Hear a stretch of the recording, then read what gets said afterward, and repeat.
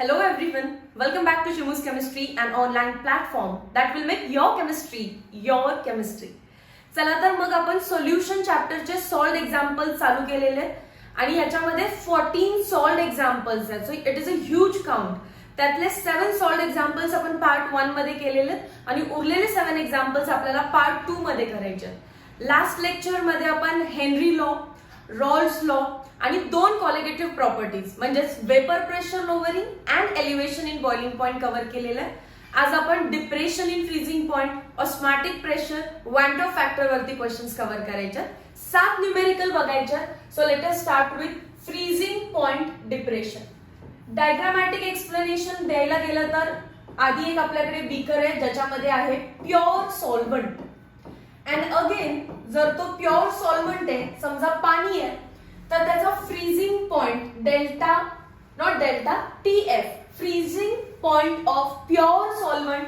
Pure असेल तर आपण लिहिणार T0F.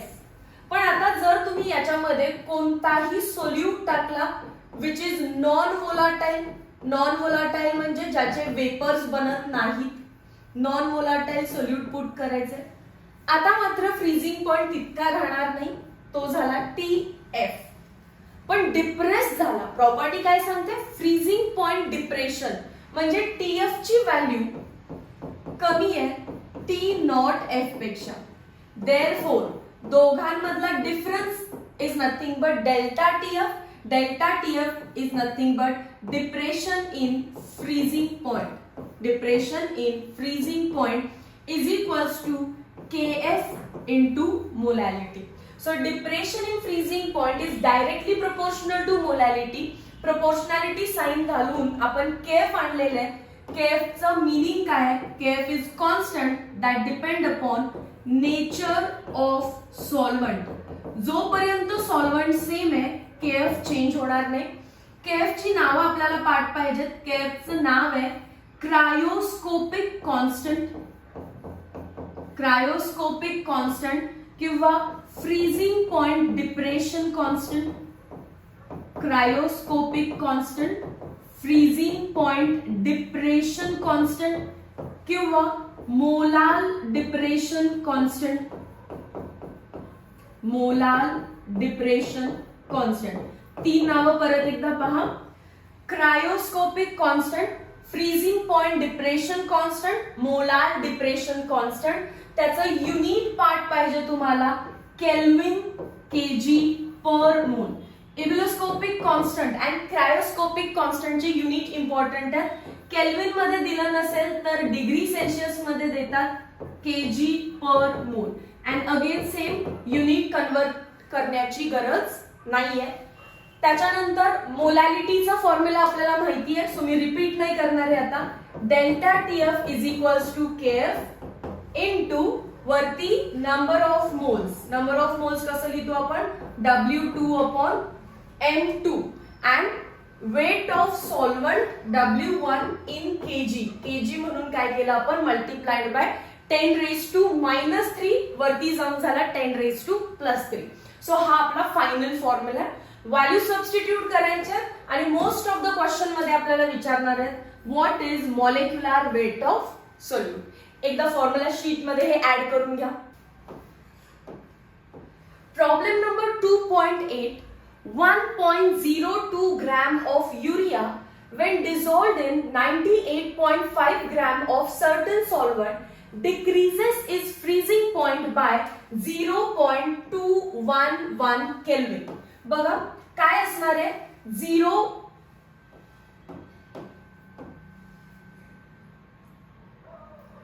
प्रॉब्लेम नंबर 2.8 व्यवस्थित रीड करायचं आहे. 1.02 ग्रॅम ऑफ युरिया. पक्का युरिया हा सोल्यूट असणार आहे. सो गिवन लिहायला आपण स्टार्ट करू.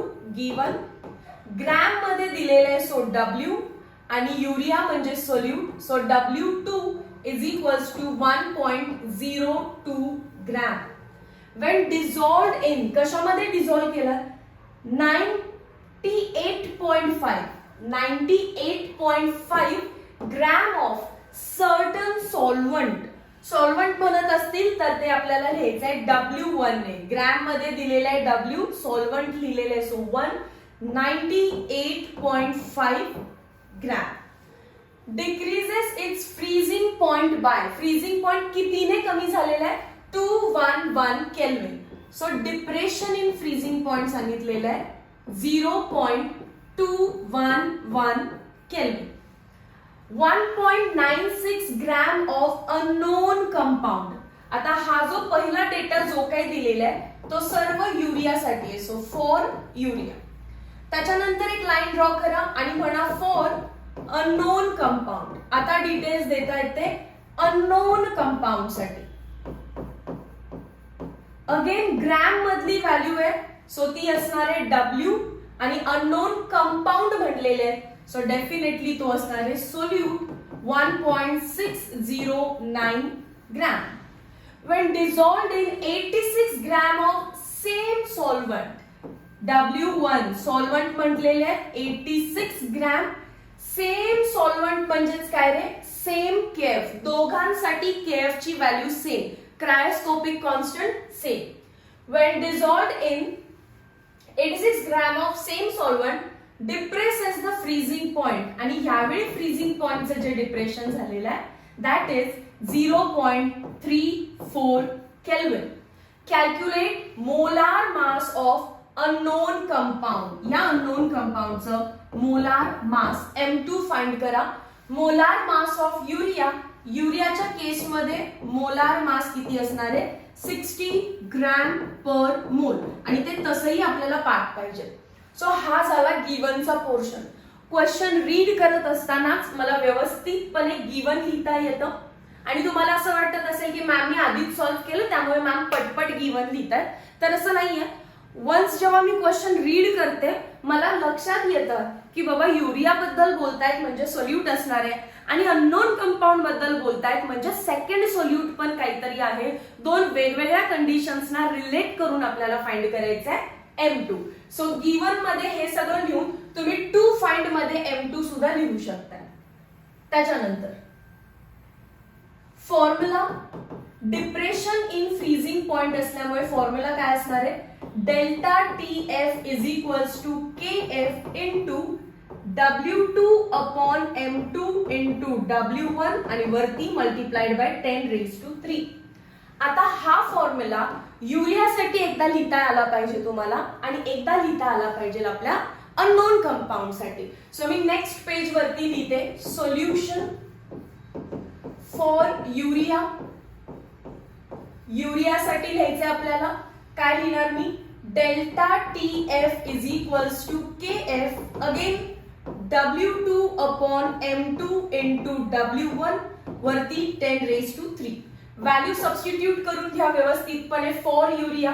इथे delta TF is 0.211 0.211 that is equals to KF as it is राहू दे W2 1.02 into 10⁻3 divided by urea असल्यामुळे मोलार मास 60 आणि W1 किती दिलेला आहे? 98.5.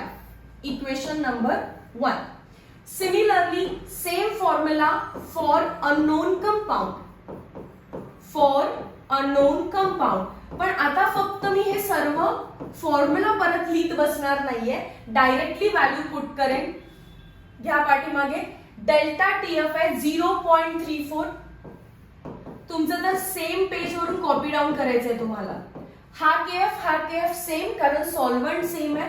मल्टिप्लाइड बाय W2 किती दिलेला आहे? 1.609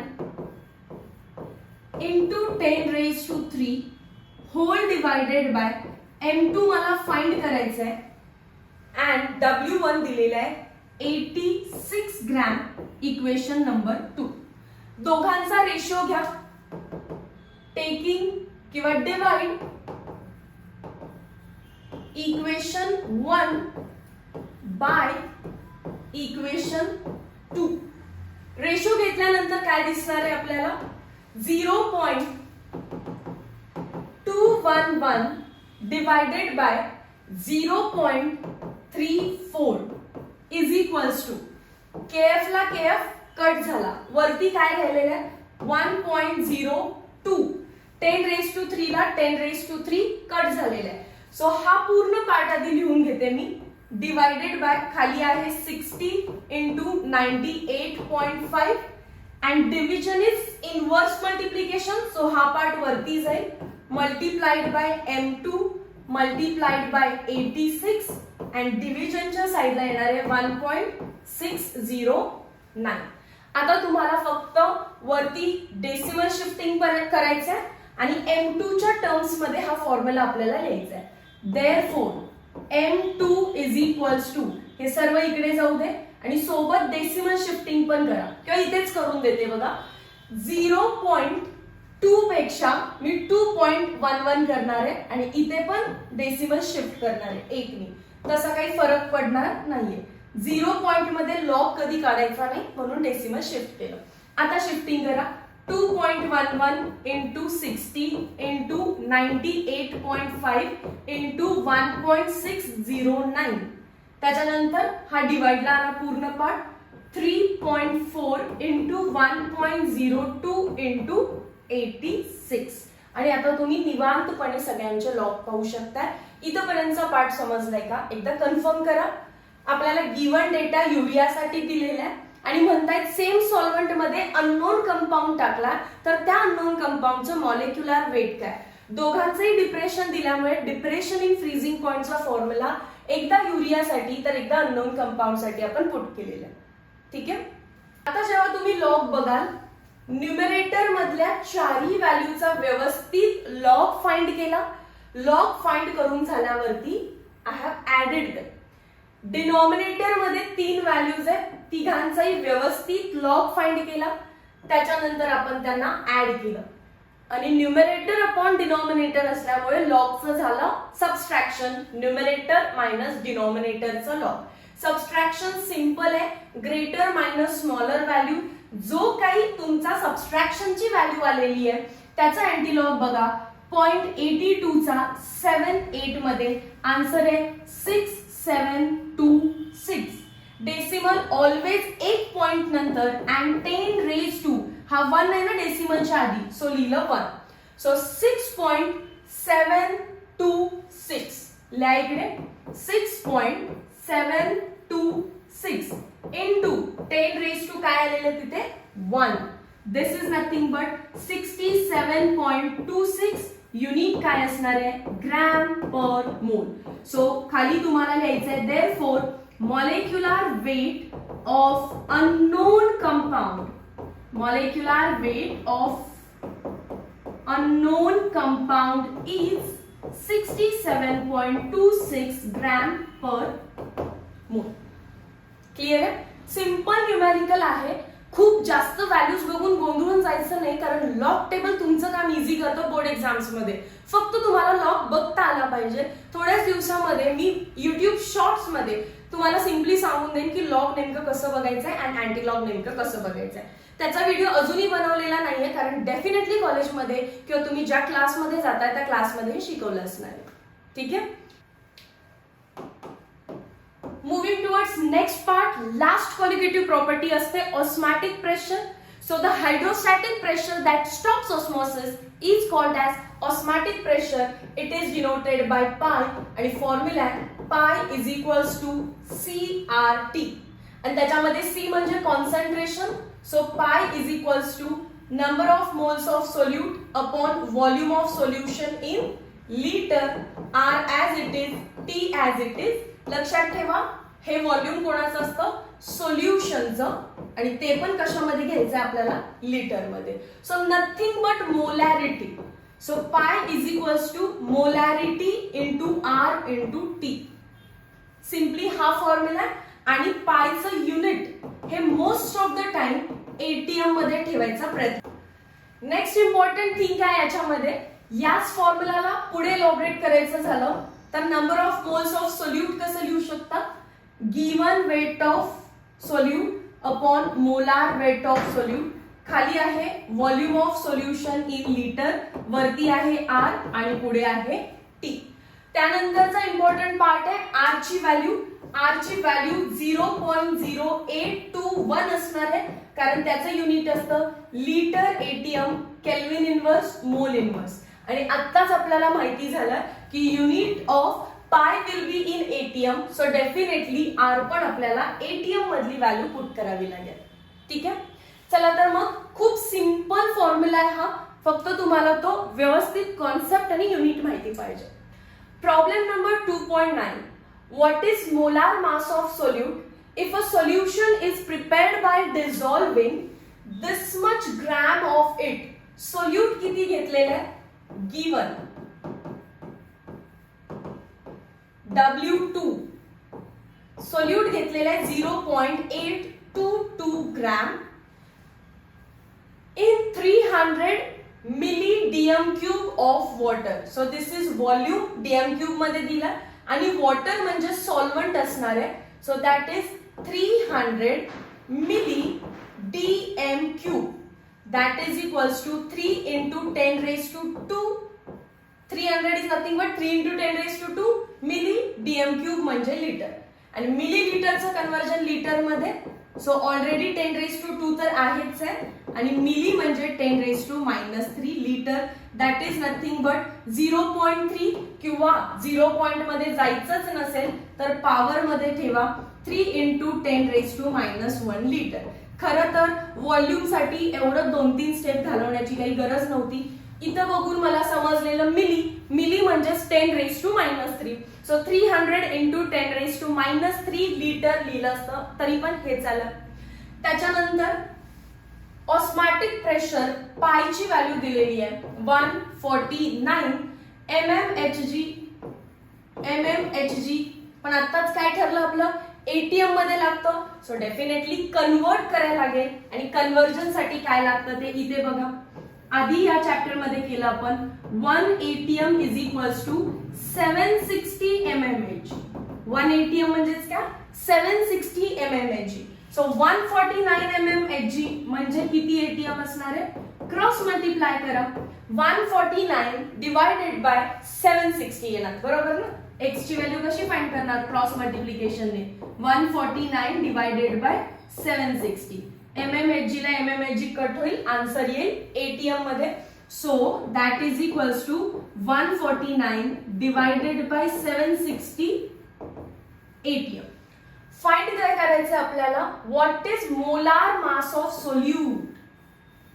टू फाइंड M2. आणि जर तुम्हाला ऑस्मॅटिक प्रेशर दिसलेलं आहे तर पक्का फॉर्म्युला ऑस्मॅटिक प्रेशर वाला असणार आहे, पाय इज इक्वल्स टू CRT किंवा व्यवस्थित लिहिण्यासाठी N2RT upon volume of solution in litre. ठीक आहे, चला तर मग पुढे आता सोल्युशन मध्ये आपल्याला फक्त व्हॅल्यू सबस्टिट्यूट करायचे. Therefore pi is equals to number of moles of solute कसं लिहितो आपण, W2 अपॉन M2. बाकी सर्व as it is, R as it is, T as it is, volume of solution in litre. चला आता W2 ची value दिली आपल्याला 0.822, R ची व्हॅल्यू 0.0821. टेम्परेचर कुठे दिलेलं आहे का बघा, येस टेम्परेचरची पण व्हॅल्यू गिवन मध्ये लिहून घ्या. टेम्परेचर इज 298 केल्विन, लिहा 298 डिवायडेड बाय M2 फाइंड करायचं आहे आपल्याला. आणि volume of solution in litre आहे, पण आपल्याला तर सॉल्व्हंट दिलेलं आहे. आता फार रेअर केस मध्ये तुम्ही व्हॉल्यूम ऑफ सॉल्व्हंट, हा 1 म्हणजे कोण आहे, सॉल्व्हंट, व्हॉल्यूम ऑफ सोल्युशनच्या ठिकाणी डायरेक्टली पुट करू शकता, कारण कॉलिगेटिव्ह प्रॉपर्टी हे अत्यंत डायल्यूट सोल्युशन साठी आहे. म्हणजे सोल्यूटचं व्हॉल्यूम फार कमी असणार आहे सॉल्व्हंटच्या कंपॅरेटिव्ह मध्ये. मग आपल्याला माहिती आहे कसं असतं रे, मला जर फाइंड करायचंय व्हॉल्यूम ऑफ सोल्युशन तर तो volume of solute plus volume of solvent असणार आहे, नियरली इक्वल. आणि एक्झॅक्ट मॅच नाही होत अनलेस आयडियल सोल्युशन्स घेतले. सो लेट्स अज्युम की हे आयडियल सोल्युशन आहे, आणि जर आयडियल सोल्युशन असेल तर इज इक्वल्स टू असणार आहे आणि डायल्यूट असल्यामुळे volume of solute can be neglected, so volume of solution becomes volume of solvent. पण हे सगळं या न्यूमेरिकल मध्ये एक्सप्लेन करण्याची गरज नाहीये. तुम्ही ही व्हॅल्यू याच्यामध्ये डायरेक्टली पुट करा. तुम्हाला फक्त माहिती असू दे आपण डायरेक्टली कसं काय पुट केलं ते. ठीक आहे. आणि पायची व्हॅल्यू किती दिलेली आहे? 149 डिवाइडेड बाय 760. ठीक आहे. आता या व्हॅल्यू नेक्स्ट पेज वरती लिहिण्यापूर्वी तुम्हाला माहिती असलं पाहिजे 0.8 चा लॉग बघण्यापेक्षा डेसिमल शिफ्ट करायचं आहे आणि इथे पण 0.08 चा लॉग बघण्यापेक्षा डेसिमल शिफ्ट करायचं आहे. सो पहिल्यांदा ते करून घेऊया. हे कॉपी डाऊन करा as it is. Therefore 149 divided by 760 as it is आणि 8.22 आणि दुसरं काय होतं ते 8.21. सो मी इथे 1 नी डेसिमल शिफ्ट केला, इथे 2 नी, तर 10 ची पॉवर बनली -3. टेम्परेचर लिहायचं राहिलेलं आहे 298 केल्विन. बघून घ्या 1 नी डेसिमल शिफ्ट आणि इथे 2 नी आणि त्यामुळे 10 ची पॉवर झाली -3 इंटू 298. खाली आहे 3 इंटू 10 रेज टू -1 आणि m2 divided by 3 into 10 raise to -1 आणि काय राहिलेलं आहे m2. अगेन m2 साठी कॅल्क्युलेशन्स आहेत. सो m2 या बाजूला जाईल. m2 is equals to 8.22 into 8.21 into 298 into 10 raise to -3. m2 त्या बाजूला गेलेला आहे. सो 149 खाली आलं, 3 आलं, 10 रेज टू -1 आलं आणि न्यूमरेटर मध्ये 760 गेलेला आहे. आता या सगळ्यामध्ये पण जो 760 आहे त्याला मी कसं लिहू शकते 76 इंटू 10. फक्त जेवढ्या पॉवर मला मायनस करता येतील ते मी मायनस करत जाणार आहे. So 10 raise to -3, 10 raise to 1 किती झालं 10 रेज टू -2 आणि हा वरती गेला. सो ते होणार आहे 10 रेज टू -2 प्लस 1. डायरेक्टली लिहिते 10 रेज टू -1. समजलं ना. 10 रेज टू -3 आणि हा 1 किती येणार आहे -2. तो +1 वरती गेला -1 आन्सर आलं. Therefore m2 is equals to, आता तुम्ही व्हॅल्यू फाइंड करा, त्याला मल्टिप्लाय बाय 10 रेज टू -1 करायचंय. न्यूमरेटर मध्ये 1 2 3 4 व्हॅल्यूज आहेत. डिनॉमिनेटर मध्ये 2च व्हॅल्यूज आहेत. लक्षात ठेवा मी 760 नाही 76 चा लॉग बघणार आहे. इथे न्यूमरेटर मधल्या 4 व्हॅल्यूज आहेत, डिनॉमिनेटर मधल्या 2 व्हॅल्यूज आहेत. न्यूमरेटर मध्ये 4 लॉग बघा, व्यवस्थित ऍड करा. डिनॉमिनेटरचे 2 लॉग बघा, व्यवस्थित ऍड करा. न्यूमरेटर मायनस डिनॉमिनेटर आणि काय येणार आहे सिंपल सबट्रॅक्शन. 0.53 चा 3-4 मध्ये आन्सर आलं 3415. डेसिमल ऑलवेज एक डिजिट नंतर आणि 10 रेज टू काय येणार आहे 3. 3.415 पाठीमागे मी कॉपी करते. 3.415 into 10 raise to 3. 10 raise to 3, 10 raise to -1, 10 raise to 2. 3.415 into 10 raise to 2. हा जो लास्टचा 5 आहे त्याच्यामुळे मी आधीची व्हॅल्यू काय करू शकते राउंड ऑफ करू शकते. 3.42 into 10 raise to 2 that is equals to 342 gram per mole. नसतं जरी राउंड ऑफ केलं तरी पण चाललं असतं. 341.5 आन्सर आलं असतं. Again nothing but 342. 342 हे सुक्रोजचं मॉलिक्युलर मास आहे. सो जो सबस्टन्स आपण पुट केलेला आहे वरून तो कोण असणार आहे सुक्रोज. ओके क्लिअर आहेत व्यवस्थित कॅल्क्युलेशन्स. न्यूमेरिकल बघून घ्या. ऑस्मॅटिक प्रेशर बद्दल डेटा दिला. हा न्यूमेरिकल इम्पॉर्टंट का आहे कारण आपल्याला व्हॉल्यूम ऑफ सोल्युशन न देता व्हॉल्यूम ऑफ वॉटर दिलेला आहे. अँड वॉटर म्हणजे सॉल्व्हंट, पण वॉटरचा व्हॉल्यूम सॉल्व्हंटचाच व्हॉल्यूम तुम्ही सोल्युशनच्या ठिकाणी ऍज इट इज यूज करू शकता. व्हॅल्यू फक्त व्यवस्थित कॉपी डाऊन करा. 3 into 10 raise to -1. Next part आहे formula sheet for van't Hoff factor. Van't Hoff फॅक्टरची गरज का लागली ते एकदा शॉर्ट मध्ये सांगते. आपल्याला जेव्हा कॉलिगेटिव्ह प्रॉपर्टी शिकायची होती आपण प्लेनली प्युअर सॉल्व्हंट बीकर मध्ये घ्यायचो. त्याच्यानंतर वरून आपण नॉन व्होलाटाईल म्हणजे ज्याचे वेपर्स बनत नाहीत, जो डिसोसिएट करत नाही, non electrolyte, non volatile non electrolyte compound टाकायचो, जो की कोण होता, युरिया, ज्याचा मास आहे 60, सुक्रोज 342, ग्लुकोज 180. हे मास पण पार्ट करून ठेवा, इथे मी लिहून पण ठेवते. युरिया असतो 60 ग्रॅम पर मोल, सुक्रोज असतो 342 ग्रॅम पर मोल आणि ग्लुकोज असतो 180 ग्रॅम पर मोल. आणि त्यामुळे आपण एक्सपेरिमेंट करून जी आपल्याला कॉलिगेटिव्ह प्रॉपर्टीची व्हॅल्यू भेटणार आहे तीच आपल्याला थेरॉटिकल प्रूफने पण भेटायची. So experimental value and theoretical value match व्हायच्या. पण जसं आपण त्या बीकर मध्ये नॉन व्होलाटाईल किंवा नॉन इलेक्ट्रोलाइटच्या ठिकाणी इलेक्ट्रोलाइट टाकायला लागलो.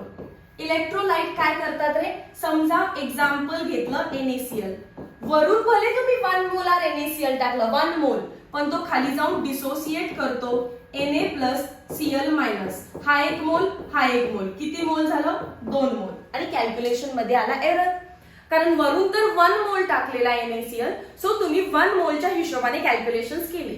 पण 1 मोल NaCl वॉटर मध्ये जाऊन डिसोसिएट झाला into 2 moles of iron. So तुम्ही थेरॉटिकल व्हॅल्यू जर काढली तर तुम्हाला आन्सर 1 मोल प्रमाणे येईल, बट एक्सपेरिमेंट मध्ये तो 2 मोल्स मध्ये ब्रेक होतो आणि व्हॅल्यू दुप्पट येते. And this difference is nothing but van't Hoff factor denoted by R. Van't Hoff फॅक्टरचा सगळ्यात सिंपल फॉर्म्युला आहे colligative property of electrolyte upon colligative property of non electrolyte. जसं की NaCl वरून 1 मोल टाकला, पण पाण्यात जाऊन किती मोल झाला, तो 2 मोल. सो कॉलिगेटिव्ह प्रॉपर्टी त्याच्यासाठी 2 असणार आहे, 2 टाइम्स असणार आहे. पण जर मी त्याला नॉन इलेक्ट्रोलाइट मानला असता, वरून किती टाकलं 1, पण ऍक्च्युअल मध्ये झाला किती 2. So of colligative property of वरती कोण लिहायचंय आपल्याला, इलेक्ट्रोलाइट, आणि खाली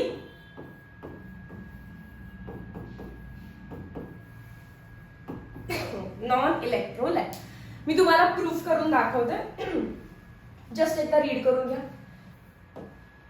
न्यूमेरिकल पहा direct. Problem number 2.10, 0.2 molar aqueous solution given. Molar म्हणजे मोलॅरिटी दिली आहे, molarity small m 0.2 of KCl freezes at.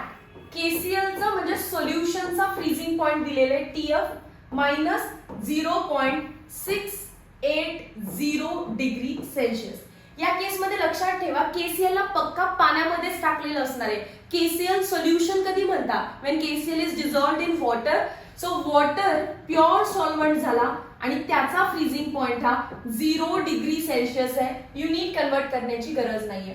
मग डेल्टा TF ची व्हॅल्यू काय असणार आहे, delta TF is equals to 0 minus 0.680. Delta TF काय असणार आहे, 0 मायनस अगेन मायनस 0.680. हे ब्रॅकेट स्क्वेअर ब्रॅकेट मध्ये घेऊया. So that is equals two plus 0.680 degree Celsius. पहिल्यांदाच आहे म्हणून इतकं डिटेल मध्ये सॉल्व्ह केलं. नेक्स्ट टाइम तुम्हाला माहिती पाहिजे, जर तुम्हाला सोल्युशनचा फ्रीजिंग पॉइंट दिलेला आहे, मायनसची साइन काढायची, तेच तुमचं डिप्रेशन असतं. 0.680 डिग्री सेल्सिअस, कारण सोल्युशन पाण्यामध्ये बनवलेलं असतं आणि पाण्याचा फ्रीजिंग पॉइंट हा 0 डिग्री सेल्सिअस असणार. पुढे ते म्हणतात calculate van't Hoff factor and osmotic pressure at 0 degree Celsius. Temperature दिलेलं आहे 0 डिग्री सेल्सिअस, माहिती असलं पाहिजे, म्हणजे 298 केल्विन. KF ची व्हॅल्यू दिलेली आहे पाण्यासाठी, कारण KF कोणावर डिपेंड असतो, सॉल्व्हंट वरती. KF इज 1.86 केल्विन kg पर मोल. कधी कधी KF दिलाच नाही जात, मग दिला नाही जात म्हणून कॅल्क्युलेशन थांबवायचे नाही. चेक करायचं की केएफ वॉटर साठी आहे का, आणि जर वॉटर साठी असेल तर व्हॅल्यू आहे 1.86 केल्विन केजी पर मोल, किंवा डिग्री सेल्सिअस असेल तरी सेम व्हॅल्यू आहे, त्याच्यामध्ये चेंज होत नाही. टू फाइंड, दोन गोष्टी फाइंड करायला सांगितलेत. सो न्यूमेरिकल आहे लेंदी.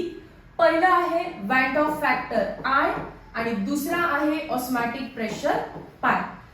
जितका छोटा न्यूमेरिकल असणार आहे वर्ड्स मध्ये तितकं त्याचं सोल्युशन मोठं दिसणार आहे. गिवन डेटा कमी आहे म्हणून तर सोल्युशन वाढणार आहे. गिवन डेटा भरपूर दिलाय, जो न्यूमेरिकल जो क्वेश्चन आहे तो मोठा दिसतो, पण आन्सर आपलं यू फास्ट येणार आहे. आता watt of factor I find out करायचंय आपल्याला. सोल्युशन, काही फॉर्म्युला माझे या पेज वरती मिस पण झाले असतील, ते मी तुम्हाला पुढे करत करत सॉल्व्ह करून दाखवतो. बघा आता मला आय फाइंड आउट करायचंय. आय कसं फाइंड आउट करणार आहे आपण, तर त्याच्यासाठी एक मेथड आहे. आपला कुठलाही फॉर्म्युला असू दे, आपण त्याला आय ने मल्टिप्लाय करतो. इथे आपल्याला काय सांगितलं, फ्रीजिंग पॉइंट बद्दल डिटेल्स दिले, तर आपण म्हणणार फॉर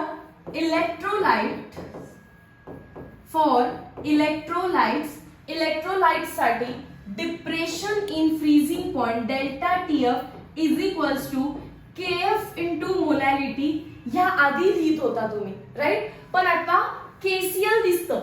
युरिया, ग्लुकोज, सुक्रोज असतं तर हा फॉर्म्युला डायरेक्ट लिहिला असता तरी चाललं असतं, पण केसीएल दिसतोय. केसीएल इलेक्ट्रोलाइट आहे, के प्लस सीएल मायनस मध्ये ब्रेक होतो. सो तुमचा जो जुना फॉर्म्युला आहे त्याला फक्त आय नी मल्टिप्लाय करायचं. बाकी तर सगळ्या गोष्टी दिलेल्या आहेत, चेक करा. डेल्टा टीएफ दिलेला आहे, केएफ दिलेला आहे, मोलॅलिटी दिलेली आहे. मग आय काढणं काय अवघड आहे. सो आयचा फॉर्म्युला काय झाला, delta TF divided by KF into molality. इथेच मी व्हॅल्यू सबस्टिट्यूट करून घेते.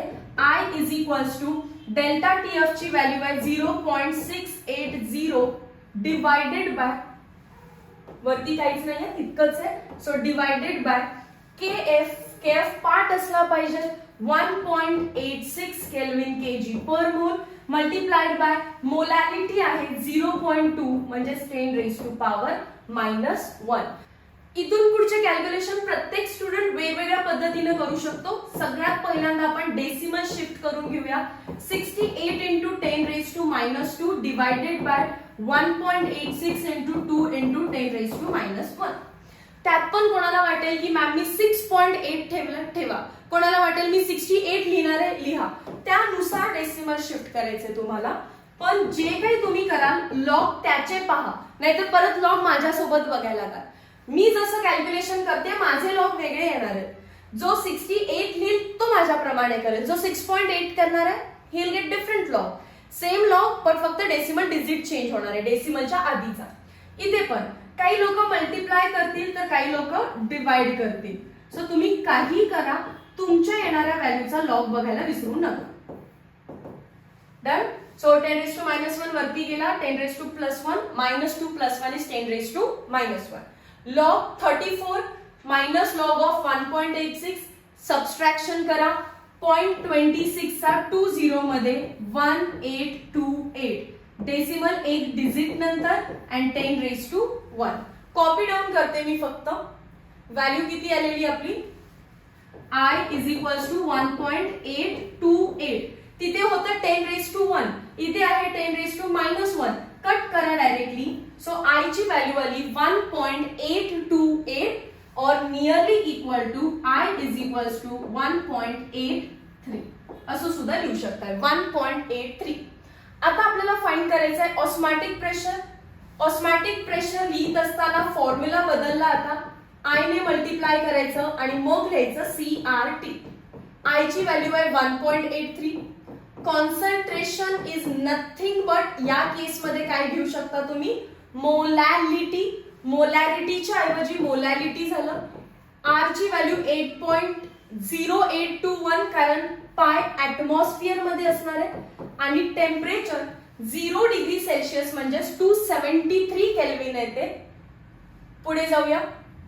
That is equals to 1.83. Molality is 0.2 that is 10⁻² 2 into 10⁻⁻1. हे पण शिफ्ट करा. 10 ची पॉवर होईल -2 आणि 273. दॅट इज इक्वल्स टू, आता करून घ्या हे multiplication.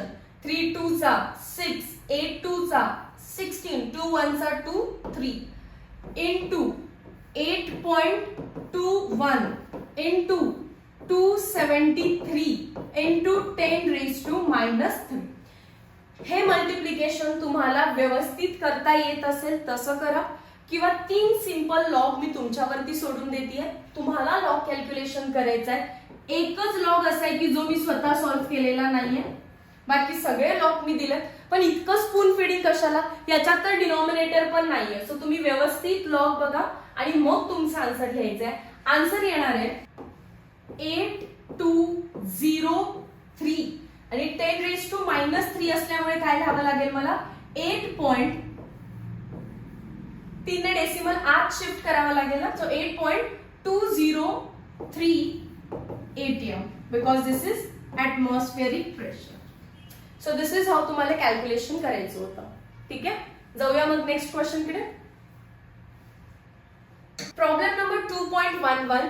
0.01 molar aqueous formic acid solution freezes at -0.021 degrees Celsius.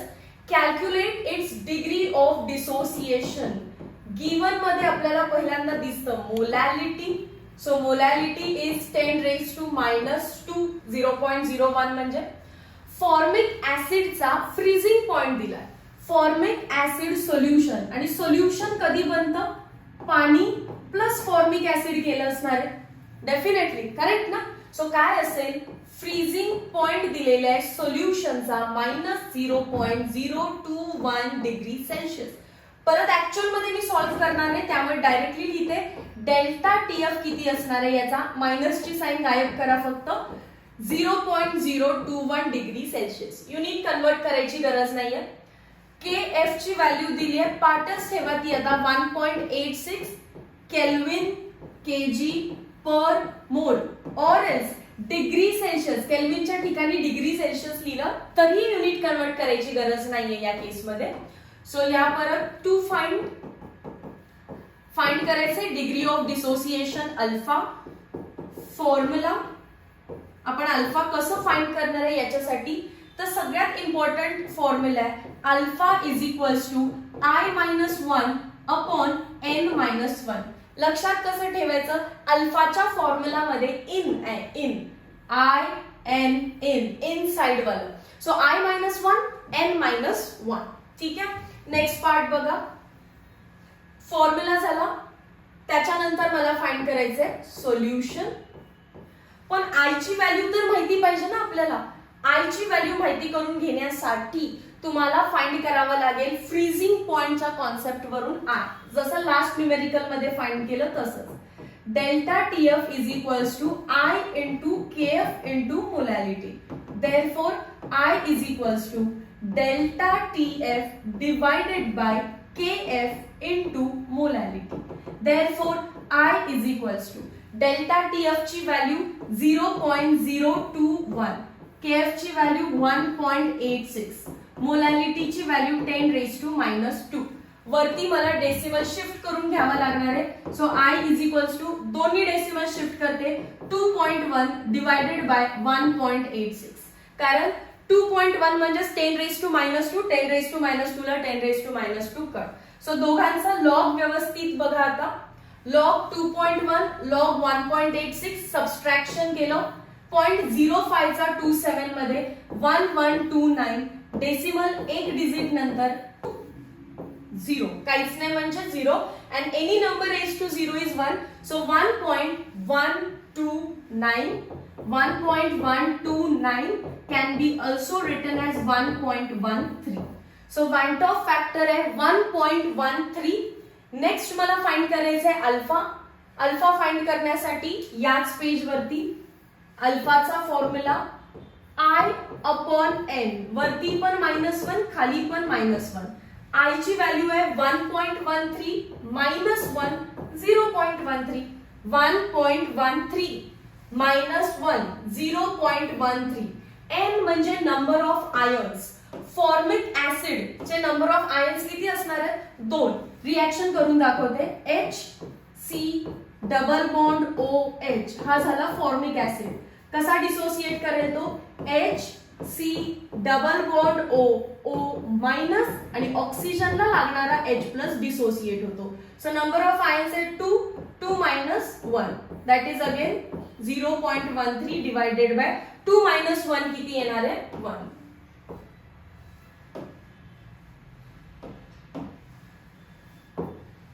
that is equals to 0.13 alpha. आणि जर पर्सेंटेज अल्फा विचारलं तर 13%. Degree of dissociation is 0.13 and percent degree of dissociation is 13%. Moving towards next question. Problem number 2.12. 3.4 gram of CaCl2 is dissolved in 2.5 liter of water at 300 Kelvin. What is osmotic pressure pi of the solution? Van't Hoff factor given मध्ये. So पहिला मी Van't Hoff factor I लिहिते 2.47. Next, given mass of calcium chloride is 3.4 gram. Volume of water, water एक solvent असतो जो की दिलेला आहे 2.5 liter. Temperature दिलेला आहे 300, that is 3 into 10 raised to 2 Kelvin. And to find osmotic pressure pi. As it is given for CaCl2, CaCl2 is electrolyte. So आपल्याला लिहावं लागेल for electrolytes osmotic pressure चा फॉर्म्युला आहे I into C into R into T. That is equals to I into R T upon volume of solution in liter. But N2 कसं find करतं ते तुम्हाला माहितीच आहे. So I is equals to W2 upon M2 into R into T divided by volume of solution in liter. Formula तसं मला पाठ आहे, बट कुठून कुठं गेलं हे तुम्हाला माहिती असलं पाहिजे. आता मग आपण घेऊया त्याची व्हॅल्यू सबस्टिट्यूट करून. Pi is equals to Van't Hoff factor आहे 2.47 मल्टिप्लाइड बाय W2 दिलेला आहे 3.4. R ची व्हॅल्यू किती घेणार ऑस्मॅटिक प्रेशर मध्ये? 0.0821. टेम्परेचर दिलेला आहे 3 into 10 raised to 2 divided by M2. Calcium क्लोराइडचा मास फाइंड आउट करायला लागेल. मी रफली फाइंड करते इथे. कॅल्शियम 40 असतो आणि 1 Cl असतो 35.5. सो 2 झाले 71. हा झाला 1 7 8 9 10 11 1 1 1. सो M2 आहे 111 आणि अगेन व्हॉल्यूम ऑफ सोल्युशन तुम्ही volume of water as it is घेऊ शकता. एक्सप्लेन करू नका का घेतलेलं आहे, डायरेक्टली पुट करा 2.5 आणि ते सुद्धा कशामध्ये पाहिजे आपल्याला? लिटर मध्ये. आता मात्र इथे डेसिमल शिफ्ट करून घ्या पहिल्यांदा. पाय is equals to 2.47 into 3.4 into 8.21 into 3 10 raised to किती आहे हा? 2. आणि हे मी दोन्ही शिफ्ट केल्यामुळे -2 ते कट झालं. 111 into 2.5. व्यवस्थित लॉग सॉल्व करा आणि आन्सर लिहा. न्यूमरेटर मध्ये 4 आणि डिनॉमिनेटर मध्ये 2 व्हॅल्यूज आहेत. न्यूमरेटरच्या 4 डिनॉमिनेटरच्या 2. सबस्ट्रॅक्शन बार मध्ये येतं. सो इथे दाखवते 2.3151 आलं असेल वरचं ऍडिशन. डिनॉमिनेटर मध्ये 2.4436. लहान व्हॅल्यूतून मोठी व्हॅल्यू मायनस करत असाल तर बोरो मेथडने करायचं. सो इथे झालं हे 11. So 6 7 8 9 10 11 that becomes 5. हिशोब भागवण्यासाठी हा झाला 4. 4 मधून 3 गेले 1. त्याच्यानंतर बोरो केलं 11. किती येणार आहे ते? 4 5 6 7 8 9 10 11 दॅट बिकम्स 7. हिशोब भागवा आधी तो झाला 2 पण परत बोरो करावं लागलं. दॅट बिकम्स 8 पॉइंट आणि हिशोब भागवण्यासाठी हा झाला 1. 1 minus 2 is 1 bar. 0.87 चा 15 मध्ये व्हॅल्यू आलेली 7422. डेसिमल एक डिजिट नंतर अँड 10 रेज टू पॉवर असणार आहे -1. 7.422 ह्या पाठीमागे 7.422 into 10 raise to -1. Decimal shift करा नको असेल तर 0.7422 ATM. आन्सर कशामध्ये पाहिजे ते ATM मध्ये. Moving towards next question is problem number 2.13. No rough for complete logic. Which of the following solution will have maximum boiling point elevation? सगळ्यात जास्त boiling point elevation कोणाचं आहे असा क्वेश्चन आहे. And which will have minimum depression in freezing point? Depression in freezing point कोणाचं? Assuming complete dissociation. सगळ्यात पहिल्यांदा तुम्हाला माहिती पाहिजे डेल्टा टी बी असू दे किंवा डेल्टा टी एफ असू दे, एलिव्हेशन इन बॉइलिंग पॉइंट असू दे किंवा डिप्रेशन इन फ्रीजिंग पॉइंट असू दे, they are qualitative properties, hence they depend on number of moles of solute. So I can write first delta TB is directly proportional to number of moles of solute. N2 लिहिलं तरी चालेल. number of moles of solute. त्याच्यासाठी मला option A, B, C, D चे number of moles काढावे लागतील. आता तुम्हाला प्रत्येक ऑप्शन मधून option A, option B, option C आणि option D number of moles find करायला लागतील. आणि नंबर ऑफ मोल्स साठी त्यांनी मला मोलॅरिटी दिली आहे 0.1 मोलार KCl. इथे म्हणतात 0.05 मोलार NaCl,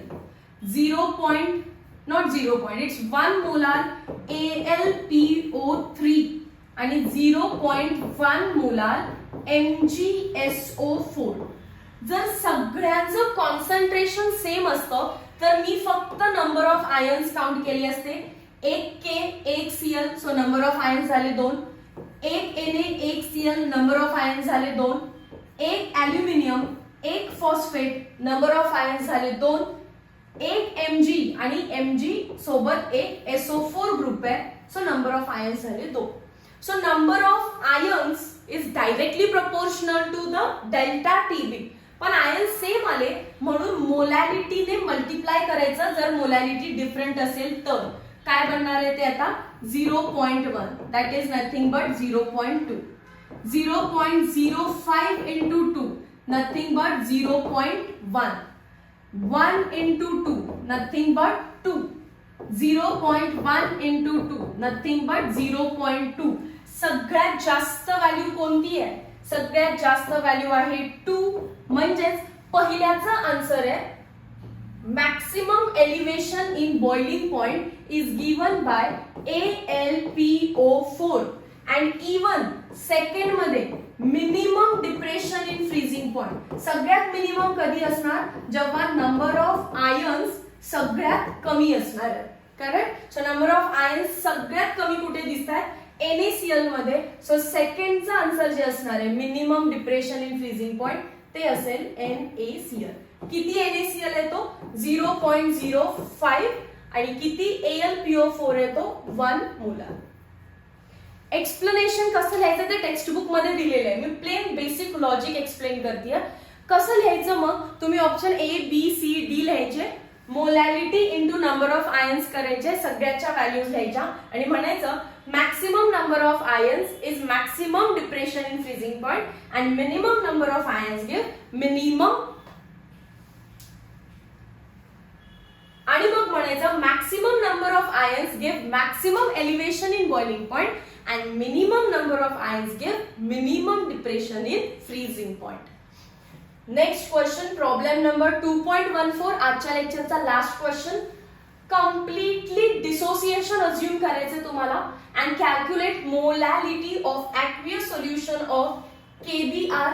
जर KBr कम्प्लिटली डिसोसिएट होत असेल तर front headed arrow K plus plus BR minus. So किती नंबर ऑफ आयन्स प्रोड्यूस केले? कम्प्लीट डिसोसिएशन म्हणजे ते तुम्हाला नंबर ऑफ आयन्स सांगतात. 2 आयन्स आहेत हुज फ्रीजिंग पॉइंट दिलं म्हणजेच फ्रीजिंग पॉइंट डिप्रेशन दिलेलं असतं. मायनसची साइन काढायची. 2.95 डिग्री सेल्सिअस. KF ची व्हॅल्यू दिली नसेल तरी पाठ पाहिजे 1.86 केल्विन केजी पर मोल किंवा डिग्री सेल्सिअस असेल तरी चालतं, युनिट कन्वर्ट करायचं नाही. Calculate molality. सो हे सर्व झालं गिवन आणि टू फाइंड मोलॅलिटी. केबीआर एक इलेक्ट्रोलाइट आहे and if it is electrolyte आपला फॉर्म्युला काय बनणार आहे? गिवन मध्ये मला डिप्रेशन इन फ्रीजिंग पॉइंट दिसतं, so I write I into KF into molality. Molality find करायचंय, सो सोल्युशन मध्ये मोलॅलिटीच्या टर्म्स मध्ये फॉर्म्युला लिहा. M is equals to delta TF upon I into KF. पण I ची व्हॅल्यू दिली आहे का? I ची व्हॅल्यू दिलेली नाहीये. That makes a twist. मग काही प्रॉब्लेम नाहीये. आपल्याकडे एक असं एक्झाम्पल, असं वर्ड दिला कम्प्लीट डिसोसिएशन. कम्प्लीट डिसोसिएशन मध्ये एन चीच व्हॅल्यू वॅन्ट ऑफ फॅक्टरची व्हॅल्यू बनते.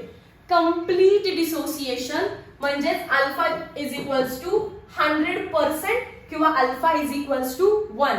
मग मगाशी जो फॉर्म्युला तुम्हाला दिलेला alpha is equals to I minus 1 upon N minus 1. N ची व्हॅल्यू किती आहे? 2. सो 2 मायनस 1 1 आणि अल्फा पण 1 आहे. सो काय होणार आहे? I ची व्हॅल्यू अगेन 2. ते कॅल्क्युलेट करण्यापेक्षा लक्षात ठेवा जेव्हा कम्प्लीट डिसोसिएशन आहे I चीच व्हॅल्यू काय बनते? N किंवा N चीच व्हॅल्यू काय बनते? I. मग आता मी डायरेक्टली पुट करू शकते इथे.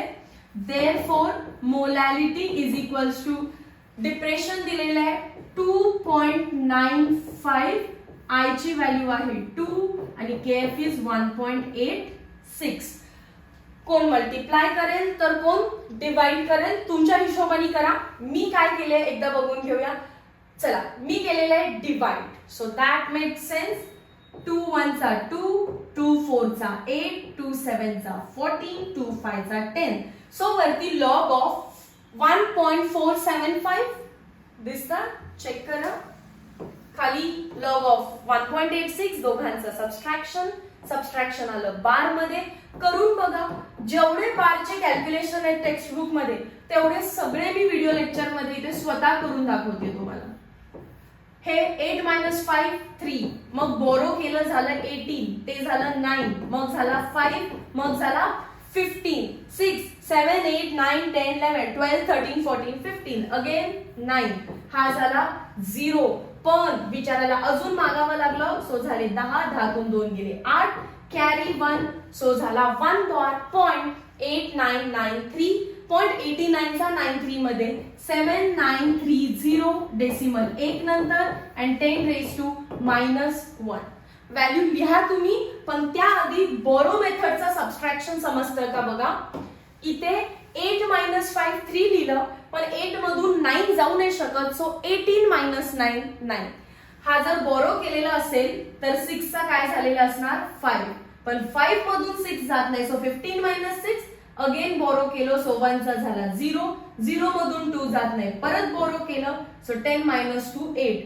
पण आता हा कोणाकडून बोरो करू शकत नाही, म्हणून खाली 1 लिहायचा असतो. So -1 is nothing but 1 bar. Answer लिहिलेला आपण 7.930. 7.930 into 10 raised to -1. That is 0.7930. Nearly equal to 0.79 म्हणजे 8 पण लिहू शकतात. हे आन्सर ऍज इट इज ठेवलं तरी पण चालेल. And you have to write molar. काय लिहावं लागेल? मोलॅलिटी आहे म्हणून युनिट आलं त्याचं molar. So that's all for today's question. Question मध्ये लॉग कॅल्क्युलेशन तुमचं तुम्हालाच करायचंय. मी व्हिडिओ लेक्चर मधून काय शिकवायचा प्रयत्न करतेय तुम्हाला, क्वेश्चन वाचून गिवन कसं लिहायचं आहे आणि फॉर्म्युला कसे क्लिक होणार आहे तुम्हाला. Meet you in next video lecture. Till then thank you so much.